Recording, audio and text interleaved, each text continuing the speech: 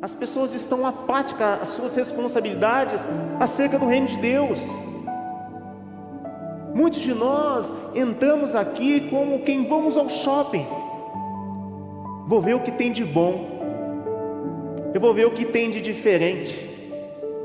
Trata a casa do Senhor como um passatempo. Eu vou lá ver se tem alguma mulher bonita para eu poder namorar.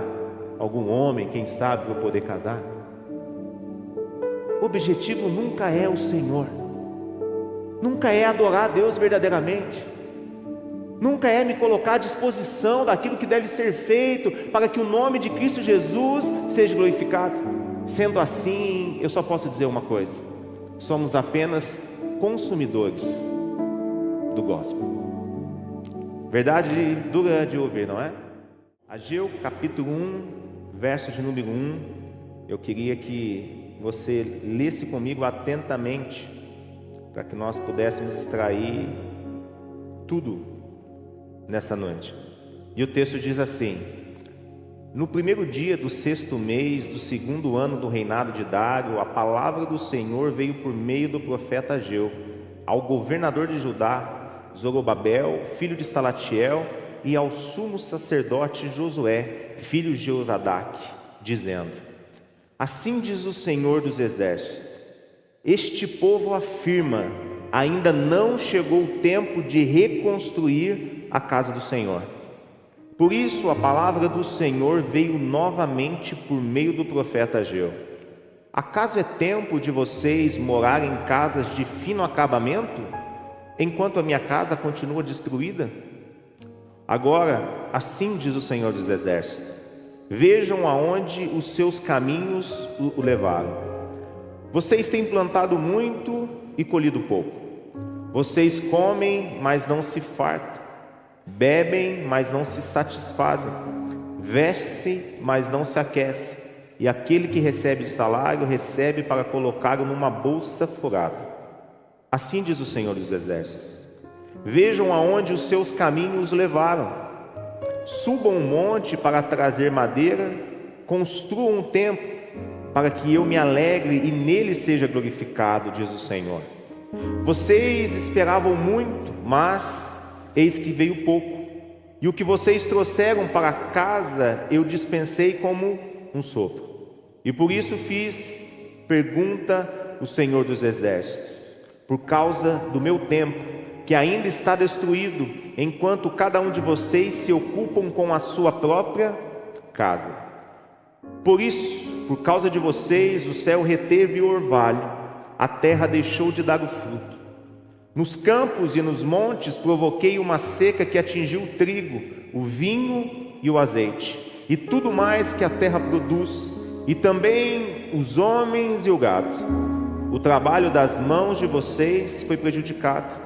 Zorobabel, filho de Salatiel, o sumo sacerdote Josué, filho de Josadaque, e todo o restante do povo obedeceram à voz do Senhor e o seu Deus, por causa das palavras do profeta Ageu, a quem o Senhor, o seu Deus, enviara, e o povo temeu ao Senhor. Então Ageu, o mensageiro do Senhor, trouxe essa mensagem do Senhor para o povo: eu estou com vocês, declara o Senhor.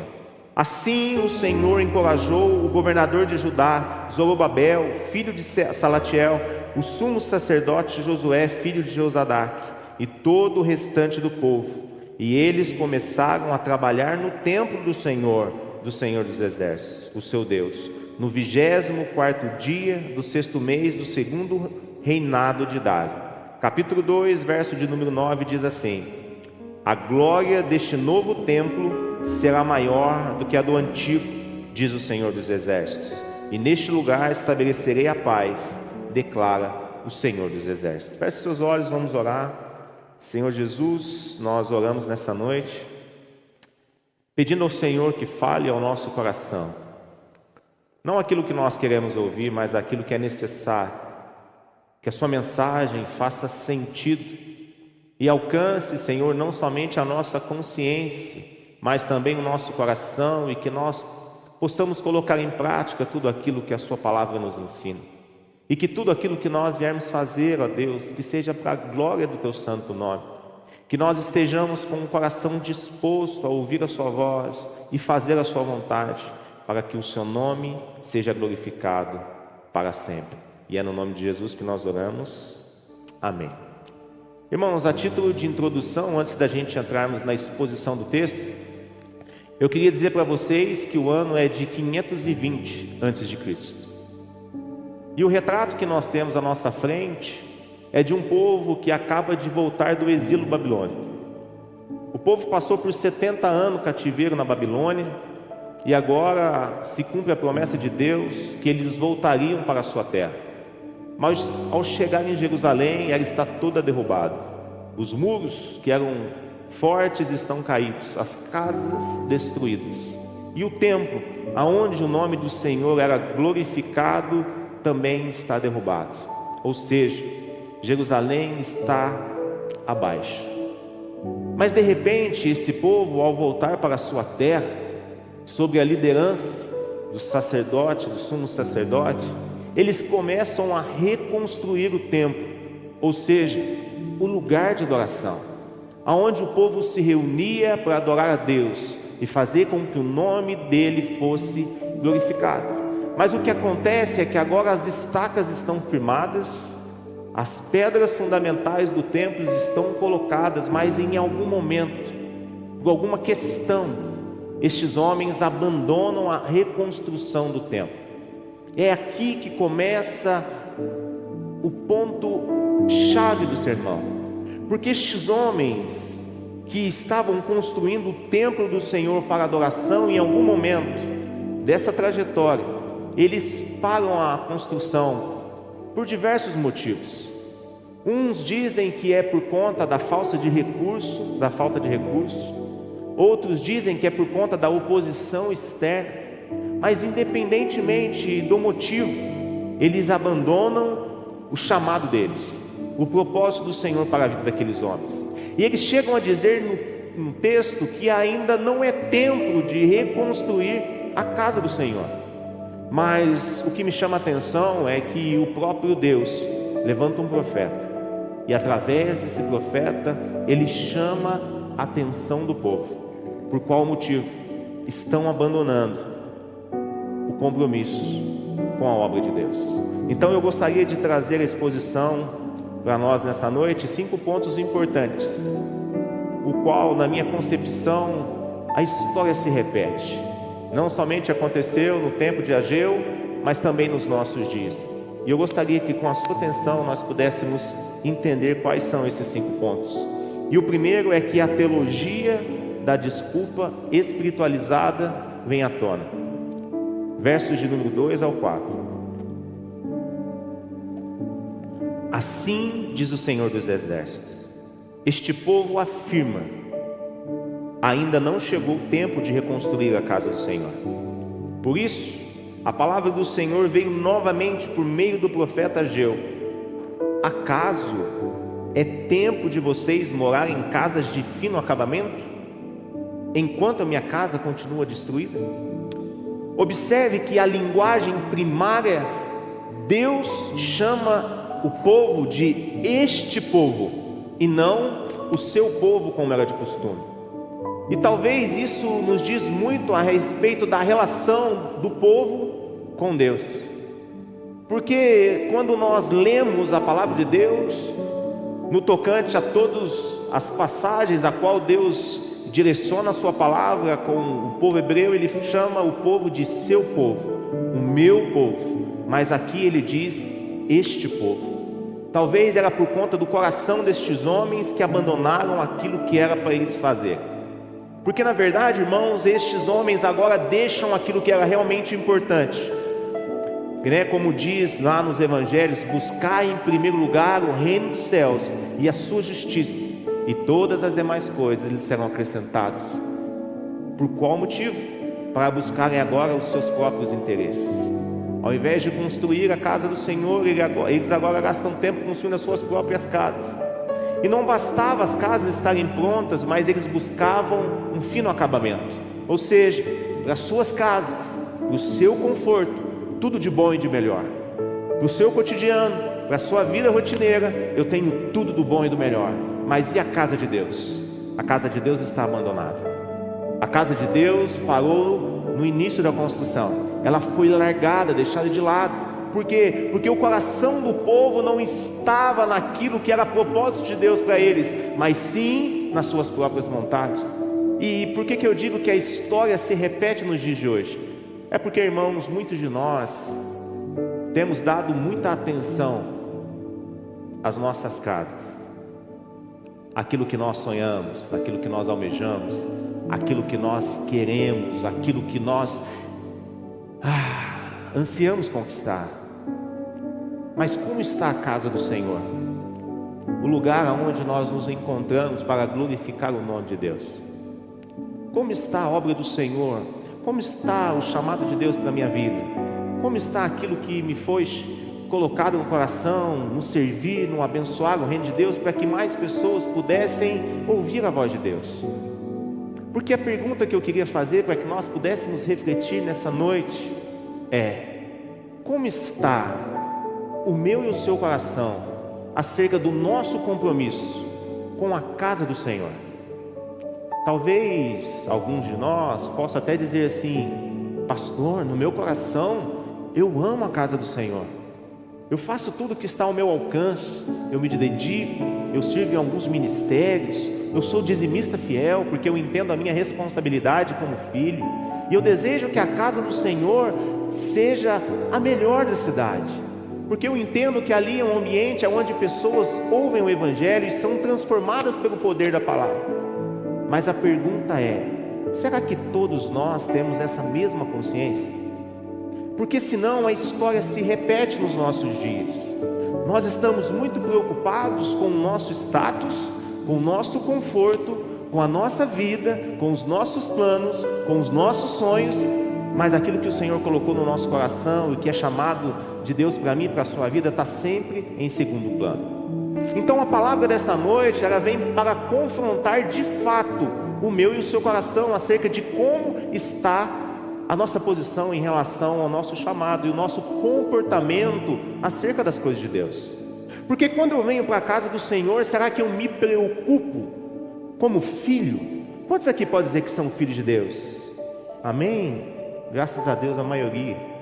Então eu fico muito feliz. Por quê? Porque todas as vezes que eu digo que eu sou filho de Deus, é porque eu já tenho a compreensão de tudo aquilo que Jesus fez por mim na cruz do Calvário. Não somente levando sobre si os meus pecados, mas dando a mim o privilégio da vida eterna. Sendo assim, e tendo essa consciência, cai sobre os meus ombros uma responsabilidade, qual seja, de assumir a minha posição como filho agora no reino de Deus. Então agora eu deixo de ser alguém que despreza, que não tem interesse, que não olha com amor para a obra do Senhor e passo a olhar com gratidão por tudo aquilo que o Senhor fez por mim. Agora eu me coloco à disposição para que o reino do Senhor avance e mais pessoas sejam alcançados pela obra. E agora então eu coloco-me à disposição e dedico a minha vida, o meu tempo, o meu dinheiro, o meu talento, o meu esforço para que o nome de Cristo Jesus seja glorificado. Mas a verdade, irmãos, é que o coração deste povo não estava nem um pouco preocupado com a reconstrução do templo. Por qual motivo? Eles estavam preocupados com o seu prazer, com a sua vontade, com os seus interesses. Mas e a casa do Senhor? Ainda não é tempo. Amanhã a gente vê. Quem sabe semana que vem, quando eu terminar minha faculdade, aí eu vou lá.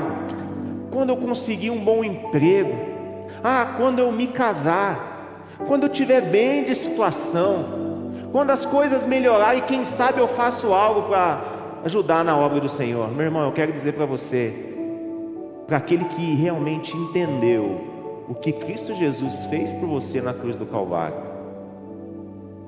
o tempo de colocar a mão na massa é hoje, é agora. Porque a obra do Senhor, meu irmão, poderia estar melhor se todos nós estivéssemos trabalhando e servindo no reino de Deus. Sabe por quê? A palavra do Senhor vai dizer: ide por todo mundo e pregai o Evangelho a toda criatura. Fazei discípulos, anunciar o Evangelho do reino de Deus. Mas o que acontecia naquele tempo e que se reflete nos nossos dias? As pessoas estão apáticas às suas responsabilidades acerca do reino de Deus. Muitos de nós entramos aqui como quem vamos ao shopping. Vou ver o que tem de bom. Eu vou ver o que tem de diferente. Trata a casa do Senhor como um passatempo. Eu vou lá ver se tem alguma mulher bonita para eu poder namorar. Algum homem, quem sabe, para eu poder casar. O objetivo nunca é o Senhor. Nunca é adorar a Deus verdadeiramente. Nunca é me colocar à disposição daquilo que deve ser feito para que o nome de Cristo Jesus seja glorificado. Sendo assim, eu só posso dizer uma coisa: somos apenas consumidores do gospel. Verdade dura de ouvir, não é? Pois bem, a história se repete. Mas a palavra do Senhor vai nos advertir e nos ensinar que quando Deus é adiado, quando nós deixamos as coisas de Deus para depois, Ele já foi substituído. Há um outro Deus no nosso coração. Talvez seja o dinheiro, a fama, os seguidores, seja qualquer outra coisa. Ao invés de levantarmos um altar a Deus no nosso coração, estamos levantando um altar aos ídolos do nosso tempo. Então essa é a notícia. Ageu se levanta para combater, para trazer à consciência do povo aquilo que o Senhor desejava. E o que me chama a atenção é que Deus, Ele é tão bom conosco. Ele não somente entregou o seu Filho para morrer na cruz, nos deu a salvação de graça, sem merecermos. E ainda todos os dias Ele nos lembra, como um pai lembra o filho, da nossa responsabilidade. A pergunta é: o que nós estamos fazendo acerca da verdade do Evangelho sobre a nossa vida? Porque a nossa agenda, irmãos, revela de fato se Deus é Deus na nossa vida. A nossa agenda revela se nós queremos Deus ou as nossas vontades em primeiro lugar. Mas a chave ou a resposta é que nós só vamos conseguir ser plenamente felizes, alcançar todos os sonhos que temos, aqueles que estão de acordo com Deus, quando em primeiro lugar nós buscarmos o reino do céu e a sua justiça. Porque o Senhor, que sabe daquilo que eu e você precisamos, Ele vai acrescentar uma a uma, no tempo e no momento exato. Então não precisa ansiedade, não precisa desespero, porque o Senhor cuida de nós. Se nós cremos num Deus que é poderoso, se nós cremos num Deus que é maravilhoso, um Deus que é Pai, que é protetor, meu irmão, descanse o seu coração. Pare de lutar pela força do seu braço. Faça aquilo que o Senhor te chamou a fazer. Gaste o seu tempo investindo na obra do Senhor, para que mais pessoas sejam alcançadas pelo poder do Evangelho. Como é bom poder ser amado por Deus, sentir essa presença num culto como esse, aonde quando os louvores tocam, aquece o nosso coração e nós nos derramamos na presença de Deus. Por que não compartilhar com aqueles que estão do lado de fora o Deus a qual nós servimos? Mas como vamos fazer isso com excelência? Quando deixarmos de lado os nossos interesses, o nosso conforto, os nossos sonhos, para buscar em primeiro lugar agradar a Deus. Aí os nossos interesses, os nossos sonhos serão moldados por Deus, e a vontade dele será estabelecida sobre a minha vida. Você conhece alguém que tem muito dinheiro, mas muito dinheiro, já alcançou todo o sucesso do mundo, é conhecido nacionalmente, já viajou para todos os cantos, mas diz que tem um vazio dentro do seu coração? Pois é, a gente ouve sempre notícias assim. Pessoas com muito dinheiro, com muita fama, com muito intelecto, com tudo que sonharam, mas ainda tem um vazio no seu coração. Por qual motivo? Esse vazio é do tamanho de Deus. Então, por que não buscar a Deus em primeiro lugar, para preencher tudo aquilo que nos falta, para que daí então, tudo que eu fizer me alegra e alegra o coração do Senhor. Então essa é a chamada de Ageu para a igreja, para aqueles irmãos que agora voltaram do exílio. E aí a providência de Deus, segundo ponto, na frustração humana, ou seja, existe uma provisão de Deus na frustração humana. Versos de número 5 e 6 diz assim: agora sim, diz o Senhor dos Exércitos, vejam aonde os seus caminhos os levaram, como aonde as suas decisões levaram vocês, aonde as suas escolhas levaram vocês. Verso de número 6: vocês têm plantado muito e colhido pouco, vocês comem, mas não se fartam, bebem, mas não se satisfazem, vestem-se, mas não se aquecem. Aquele que recebe salário, recebe para colocá-lo numa bolsa furada. Uau! O que me chama a atenção aqui é que nós devemos considerar esse ensinamento. Por qual motivo? Porque todas as vezes que nós trabalharmos demais para conquistar e termos mais, não há nada de errado em trabalharmos e conquistarmos e sermos bem-sucedidos financeiramente, eu não estou falando nada contra isso, meu irmão. O que eu estou dizendo é que quando o nosso coração está nisso, nós estamos trabalhando pelo motivo errado. O que eu quero dizer a vocês nessa noite, o que a palavra de Deus nos orienta, é que todas as vezes que eu busco mais essas coisas do que aquilo que realmente importa, eu estou buscando errado. Nós podemos ser o melhor profissional, o melhor empregado, o melhor patrão, ser bem sucedido, rico financeiramente, vestir bem, comer bem, beber bem e termos tudo que esse mundo pode oferecer de melhor, mas o meu e o seu coração não podem estar nessas coisas. A nossa felicidade não pode vir das coisas, ela tem que vir de Deus. Por qual motivo?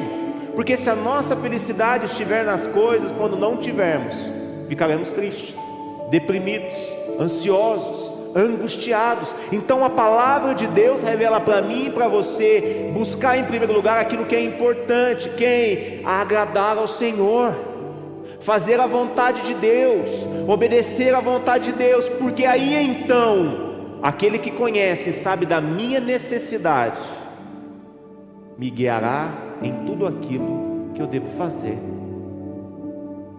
Mas por que nós estamos ficando ansiosos por conta disso ou daquilo? Por que quando nós está chegando o final do mês, a gente está preocupado com a conta, parece que o dinheiro não vai dar e isso deixa a gente angustiado? Talvez aqui ninguém tenha passado por isso ainda, glória a Deus pela vida de vocês, mas nós estamos perdendo a essência daquilo que realmente é importante por conta de coisas. Deus deu as pessoas para que a gente pudesse amar e as coisas para que a gente pudesse usar, mas a gente está amando as coisas e usando as pessoas, ou seja, o sentido está todo invertido. Então a palavra do Senhor vem ao meu e seu coração dizendo: olha, a história está se repetindo, tome cuidado, para que o seu coração não deixe de lado aquilo que realmente importa, que é fazer a vontade de Deus. E se nós já entendemos que pela graça nós somos salvos em Cristo Jesus, mediante a fé, e isso não vem de vós, é dom de Deus, não tem nada que eu faça que vai me garantir a salvação, porque tudo que tinha que ser feito, Cristo Jesus já fez na cruz do Calvário. Ao receber tudo isso de Deus, o que eu faço agora?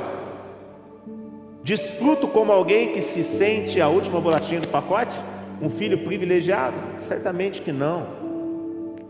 Ao sair para fora, eu vejo a necessidade do mundo e me coloco à disposição do reino, para que o mundo ouça o evangelho que chegou até o meu coração.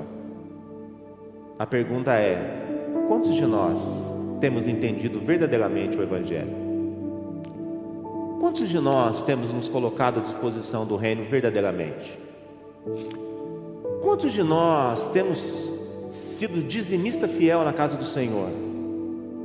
Eu desfruto de tudo que tem de bom aqui. Será que me preocupa saber que a igreja tem uma conta para pagar no final do mês? E ao usufruir de tudo isso aqui, será que isso talvez me incomode de alguma maneira? Será que eu sinto parte dessa família? Ou eu sou apenas um consumidor? Porque eu sei que, graças a Deus aqui não, mas eu tinha um grupo de amigos no passado que a gente falava, vamos fazer um churrasco, vamos, cada um leva um pouquinho de coisa. Aí todo mundo levava carne, tinha um sempre que só levava linguiça, mas ele nunca comia linguiça, ele só comia carne. Vocês conhecem alguém assim, não? A gente não pode ser esse tipo de pessoas. Meu irmão, nós somos participantes da mesma família. O que um come, outro come. O que um recebe, outro também recebe. O que um faz, outro também pode fazer. O que eu queria trazer à nossa consciência nessa noite é que há uma responsabilidade sobre os nossos ombros como filho de Deus, acerca das coisas do Senhor. Nós não podemos ficar apáticos, observando tudo que acontece e achar que a igreja não faz mais que a sua obrigação para manter isso aqui funcionando, os ministérios acontecendo de maneira legal porque eu me sinta bem. Eu quero ser parte, eu quero fazer e ajudar isso aqui a acontecer. Foi para isso que nós fomos chamados. Ou você acha que o talento que você tem é à toa? Você acha que você é o melhor funcionário da sua empresa à toa? Você acha que você formou na faculdade à toa? Você acha que você tem um conhecimento, a sabedoria que você tem só para você trabalhar e conquistar dinheiro? Se você acha isso, eu quero dizer algo para você, você entendeu errado. O Senhor não somente guarda o meu e o seu coração todos os dias, mas Ele nos deu sabedoria, saúde, talentos e dons. Sabe por qual motivo? Para a glória do nome dele. Eu sei que tem muitas pessoas aqui nesse auditório que testificam do Evangelho no seu trabalho, na sua faculdade e por onde andam. Mas o que eu queria nessa noite é trazer a nossa consciência acerca de uma responsabilidade que muitos de nós estamos deixando de lado, qual seja, usar no reino de Deus e para o reino de Deus tudo aquilo que Deus nos deu.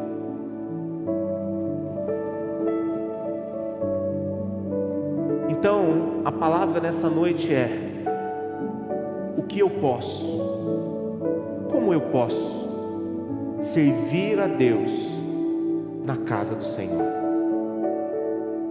Porque eu penso assim, imagina se todos nós daqui essa noite nos dedicarmos em algum ministério dessa igreja. Imagina se cada um de nós nos colocarmos à disposição do reino de Deus hoje e fazermos de todo o nosso coração, com toda a energia que há dentro de nós. Imagina se todos aqui, sem exceção, pregassem o Evangelho afinco todos os dias. Qual seria o impacto nessa cidade? Qual seria o impacto na nossa família? Como estaria a estrutura dessa igreja? Nós recentemente acabamos de inaugurar uma sala multissensorial, talvez a primeira da cidade, que atenda crianças especiais, para a glória de Deus. Mas cadê os trabalhadores? Nós atendemos aqui aproximadamente 250 crianças ao final de semana. Cadê as titias? Cadê as mulheres que podem abençoar as nossas crianças pregando o Evangelho? Aonde elas estão? Aonde estão aqueles que gostam de bater foto e colocar nas redes sociais? Porque imagina, todos aqueles que têm talento para tal coisa pudessem servir na área de mídia da nossa igreja. Não teríamos somente telas bonitas, mas fotos nas redes sociais, vídeos de homens e mulheres que usam o dom e o talento que o Senhor deu para anunciar o Evangelho de Cristo Jesus. Imagina um impacto positivo do povo de Deus quando se levanta em favor da obra do Senhor. Então, irmãos, não vamos deixar que a história se repita na nossa vida como foi no tempo de Ageu, mas vamos nos colocar à disposição, entendendo o nosso compromisso com a obra de Deus.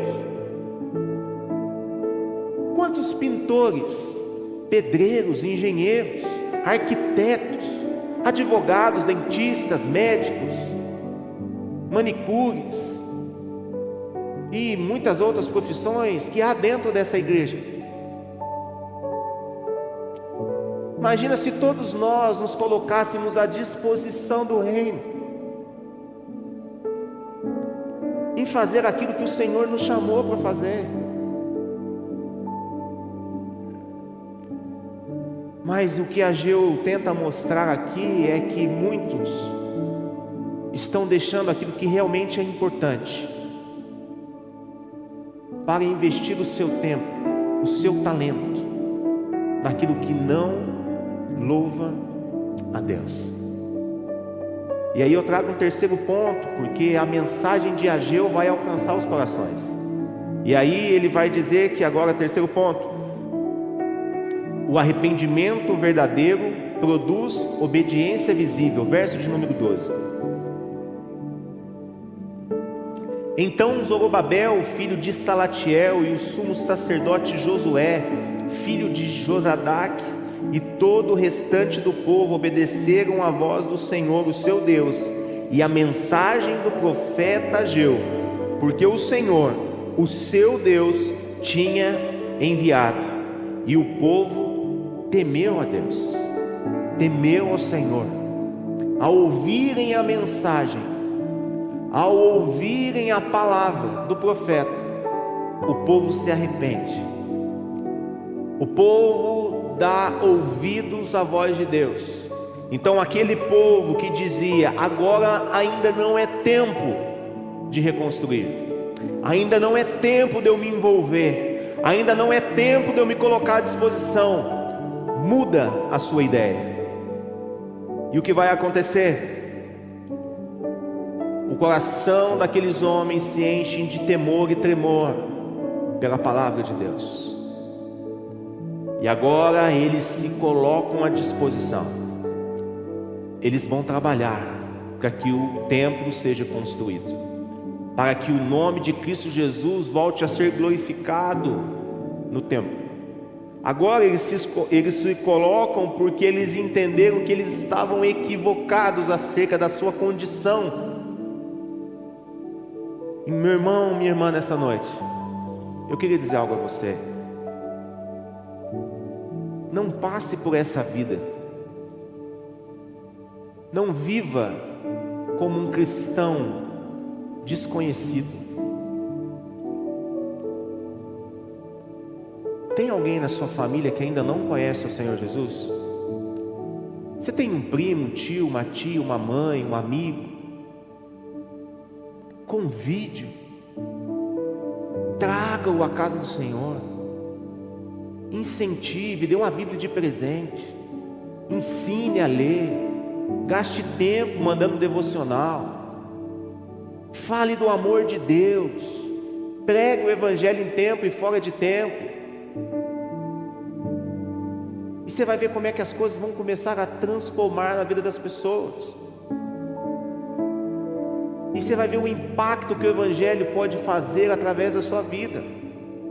Mas não fique de braço cruzado, apático com as coisas do reino de Deus. Porque se nós realmente entendemos o que Cristo Jesus fez por nós na cruz do Calvário, é impossível sermos apenas telespectadores. É impossível sermos apenas visitantes. Nós temos que nos colocar à disposição. Então Ageu vai dizer no verso de número 13, aqui eu trago o quarto ponto do sermão, que a presença de Deus é a maior promessa. Lembra que esses homens queriam as suas casas com finos acabamentos? Lembram que eles estavam dedicados à construção e ao afinamento da sua casa? Então agora a mensagem vai dizer para eles que a presença de Deus é a maior promessa. E eu quero dizer algo para você. Há uma promessa de Deus sobre a minha e sobre a sua vida, para que nós possamos verdadeiramente louvar ao Senhor e fazer o nome dele conhecido em todos os lugares onde nós estivermos. Então o verso de número 13 vai dizer: então Ageu, o mensageiro do Senhor, transmitiu essa mensagem do Senhor ao povo. O Senhor diz: eu estou com vocês, declara o Senhor. Meu irmão, eu não sei você, uma coisa é você ser chamado de este povo, a outra coisa é você ouvir de Deus: eu estou com você. Meu irmão, se Deus fala que está com você, pode vir tempestade, pode vir doença, pode vir crise, pode vir guerra, pode vir o que for, o Senhor está comigo. Não importa o que aconteça, o Senhor está comigo. Ele é o nosso socorro, Ele é a nossa fortaleza. E o Senhor está dizendo para mim e para você, meu irmão, minha irmã: eu estou com você. Se coloque à disposição, faça algo em favor do reino de Deus.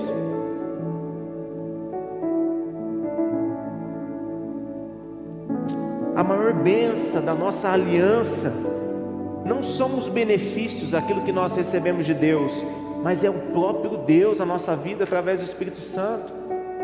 Eu não sei se você tem ciência do que eu estou dizendo, mas Deus no Antigo Testamento habitava em templos feitos por mãos de homens, mas hoje Ele habita dentro de mim e de você, para mostrar uma coisa: mesmo você não merecendo, mesmo você sendo insensível às coisas do reino, eu estou aí dentro de você. Eu estou te guiando, direcionando, te conduzindo, te fortalecendo. Então, meu irmão, é impossível alguém que conhece e sabe de tudo aquilo que Deus fez, faz e continuará fazendo, continuar apático às coisas do reino. E por final, quinto e último ponto: a glória final é cristocêntrica. Veja comigo capítulo 2, verso de número 9. A glória da nova casa será maior do que a primeira, diz o Senhor dos Exércitos. Nesse lugar estabelecerei a paz, declara o Senhor dos Exércitos. Meu irmão, no Antigo Testamento a casa de Deus era o quê? O templo. E agora, quem é a casa de Deus?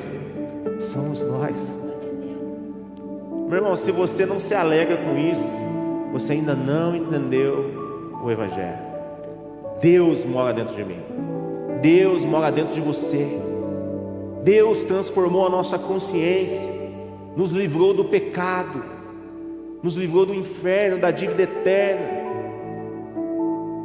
E agora nós temos vida em Cristo Jesus, nós temos salvação.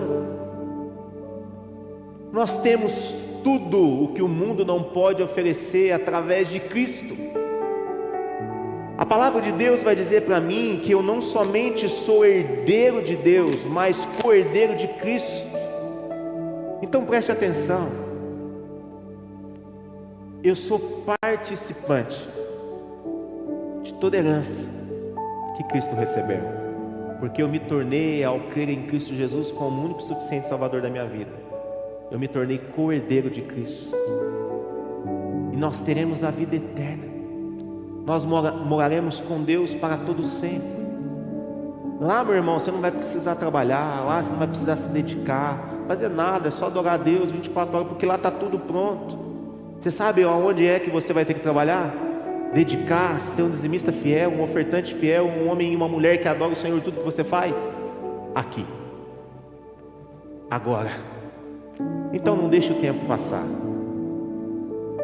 não deixe os dias passarem por cima da sua cabeça. Sabe por quê?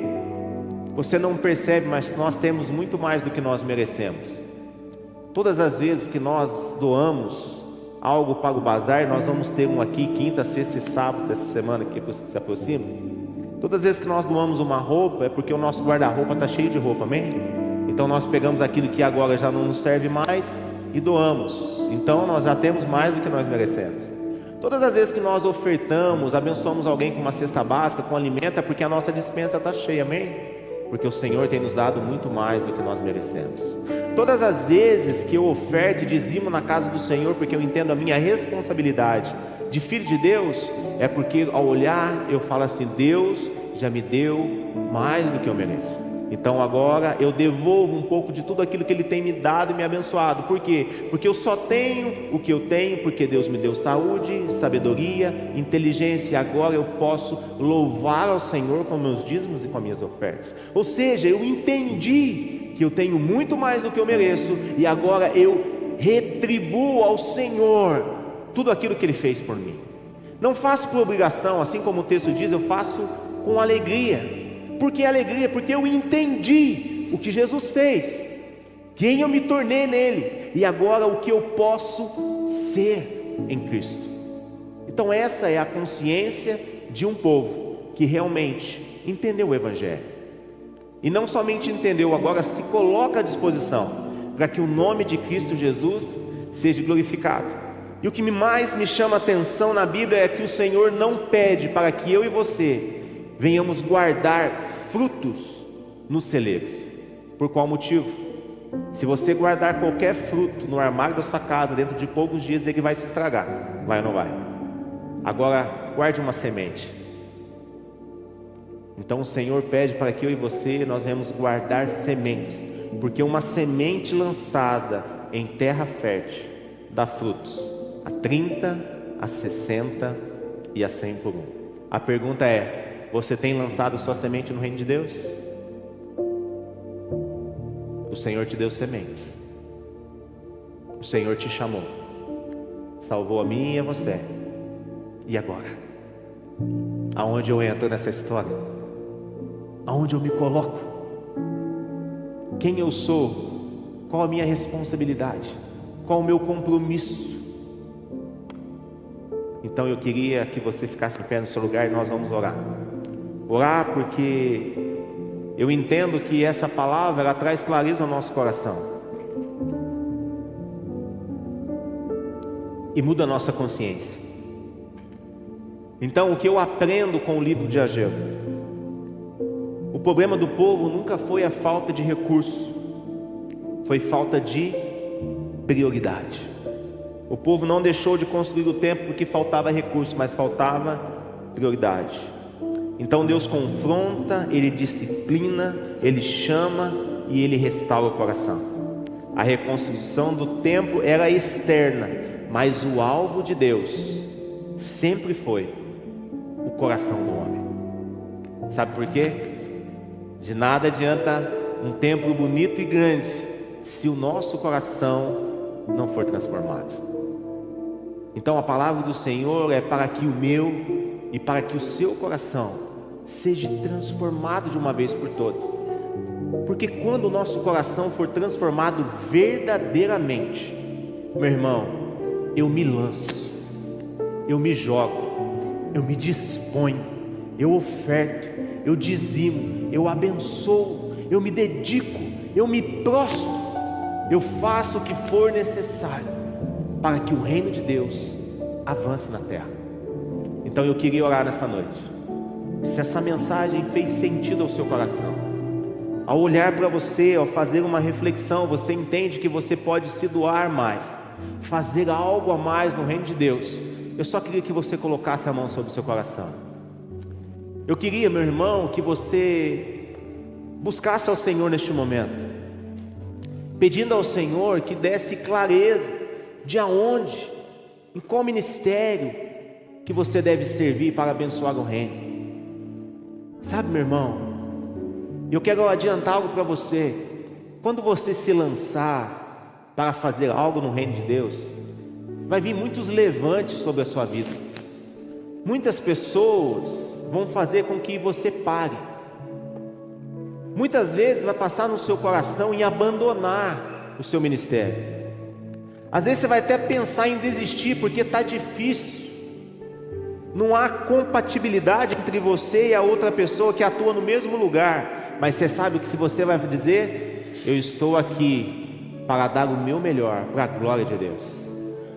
Eu me coloco à disposição do reino para a glória de Deus. Então nada e ninguém pode parar a minha adoração ao Senhor, a minha dedicação ao Senhor, porque eu já entendi tudo que Ele fez por mim. Então agora eu vou fazer tudo o que for necessário para que o nome de Cristo Jesus seja glorificado. E você sabe o que vai acontecer nessa igreja quando isso se iniciar? Mais crianças serão abençoadas pela sua vida, porque se levantarão muitas tias aqui no Kids. Muitos homens e mulheres servirão na mídia, no som, na live, na diaconia. Essa igreja será conhecida como uma igreja que não somente prega o evangelho, mas vive verdadeiramente. As contas da igreja nunca mais vai fechar no vermelho. Nós nunca mais vamos ter preocupação em pagar o aluguel, porque antes do final do mês a igreja vai entender o que deve ser feito, e nós vamos assumir a responsabilidade, porque nós somos parte dessa história. Aí a igreja vai crescer, as pessoas vão chegar, o nome de Cristo Jesus vai ser anunciado, meu irmão, e nós vamos transformar Pouso Alegre através de uma vida que louva a Deus em tudo aquilo que eu faço. Então, se você quer orar comigo nessa noite, pedindo ao Senhor que te dê sabedoria, que Ele traga ao seu coração essa verdade todos os dias. Senhor Jesus, eu oro nessa noite. Eu oro, Pai, porque eu entendo que eu posso fazer mais em prol do seu reino. Eu oro, Senhor Jesus, porque o Senhor me deu dons e talentos, e eu queria colocar todos eles à sua disposição. Eu não quero fama, eu não quero aplausos, eu não quero destaque, eu quero que o seu nome seja glorificado todos os dias. Eu quero que aquilo que eu faça alcance pessoas. Eu quero que o meu gesto de carinho, que o meu serviço, que a minha oferta, que o meu dízimo, que o meu abraço, que o meu sorriso possa alcançar o coração de alguém que entrar por aquela porta. Que essas pessoas, ó Pai, sejam transformados não por aquilo que eu sou, mas por quem o Senhor é através de mim. Porque só assim, ó Pai, eu vou fazer a sua vontade. Então, Pai, nessa noite, que eu esteja no lugar aonde o Senhor deseja. Porque o tempo não é amanhã quando eu terminar a faculdade, não é amanhã quando eu tiver mais horário vago na minha agenda, porque a minha agenda, em primeiro lugar, será feita para a glória do nome de Cristo Jesus. Então, Pai, eu peço nessa noite, me dê estratégias para que eu possa ser bênção na casa do Senhor, para que eu possa ser bênção na minha casa, para que eu possa ser bênção no meu trabalho, e que as minhas agendas, ó Pai, possam ser uma agenda aonde o Senhor é prioridade, aonde o Senhor é o que eu mais desejo. E em nome de Jesus, Pai, nunca deixe eu ser um crente apático a necessidades da sua obra, porque eu já entendi que tudo aquilo que eu vier a fazer, seja por palavras ou seja por obras, sempre será para a glória do nome de Cristo Jesus. Amém.